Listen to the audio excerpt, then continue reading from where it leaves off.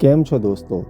Audio book ગુજરાતીના માધ્યમથી અમે જૂના અને જાણીતા ગુજરાતી લેખકોની ખૂબ જાણીતી નવલકથાઓ ઓડિયો સ્વરૂપે તમારી સમક્ષ લાવતા રહીએ છીએ.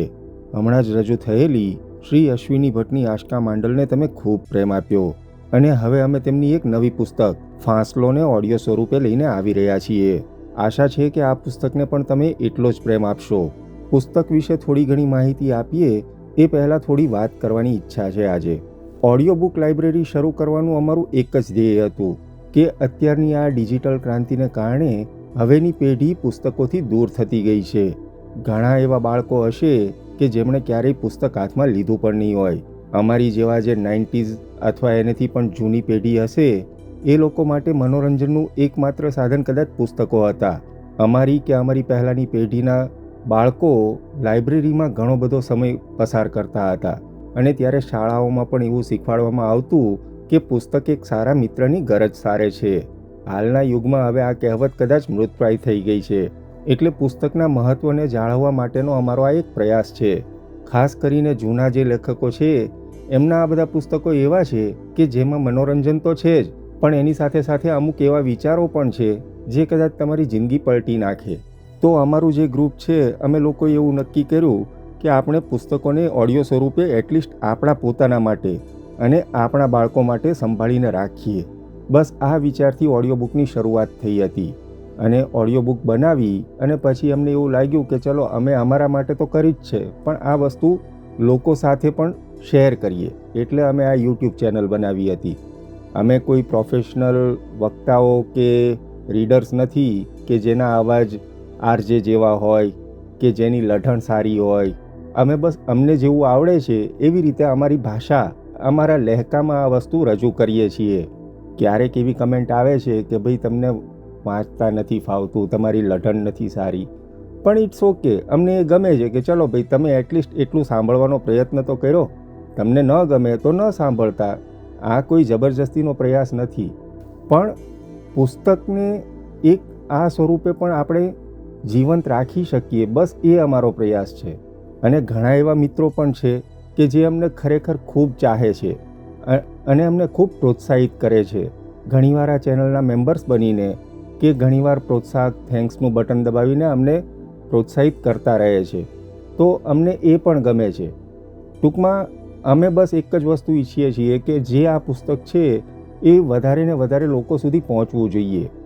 ઘણીવાર કોપીરાઇટને કારણે પુસ્તક હટાવવા પડે છે, એનું અમને દુઃખ થાય છે, પણ એને અમે કોઈ પણ રીતે તમારા સુધી પહોંચે એના માટેનો રસ્તો વિચારીને તમારા સુધી પહોંચાડતા રહ્યા છીએ.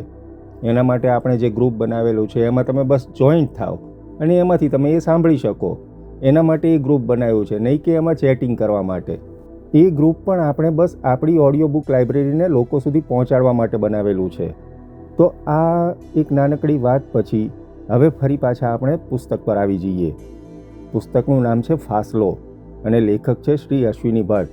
અશ્વિની ભટ્ટની મોટાભાગની પુસ્તકમાં સ્ત્રી પાત્ર હંમેશા કેન્દ્રમાં રહ્યું છે.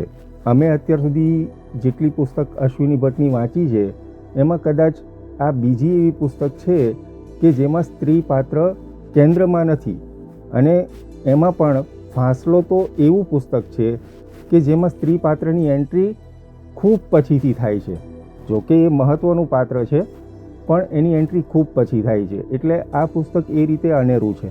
ફાંસલોની જે વાર્તા છે એ એક રીતે આજથી કદાચ 25 વર્ષ પહેલાં લખાઈ છે, 25-30 વર્ષ પહેલાં, છતાં પણ હાલની તારીખમાં આ વાર્તા એટલી જ પ્રાસંગિક છે.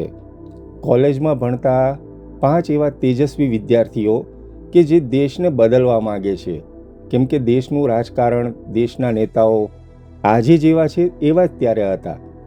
તો દેશને કઈ રીતે બચાવવો, દેશને કઈ રીતે આગળ લાવવો, બસ આ વિચારોને ધ્યાનમાં રાખીને એક એવું પગલું ભરે છે જેને કારણે સમાજમાં હાહાકાર મચી જાય છે. અને એ ઘટના બન્યા બાદ આ પાંચેયના જીવનમાં કેવા ફેરફારો બને છે એની આ વાર્તા છે. પુસ્તક વિશે વધારે વાત કરવાથી કદાચ તમારો રસ ભંગ થઈ શકે. એના કરતાં તમે બસ હવે જે આ પુસ્તક રજૂ થવાની શરૂઆત થાય છે તો પહેલાં પ્રકરણથી સાંભળવાની શરૂઆત કરજો. પુસ્તક જેમ જેમ આગળ વધશે તેમ તેમ તમને ખૂબ મજા આવશે.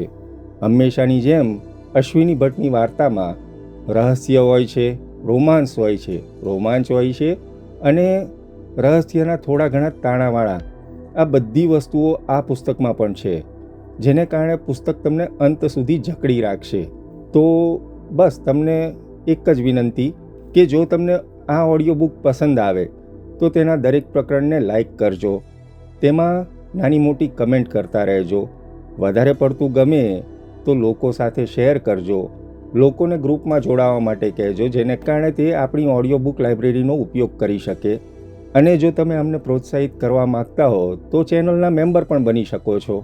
એના માટે કોઈ ફોર્સ નથી, પણ બસ તમે ઓડિયો બુક સાંભળતા રહો, લોકો સુધી પહોંચાડતા રહો.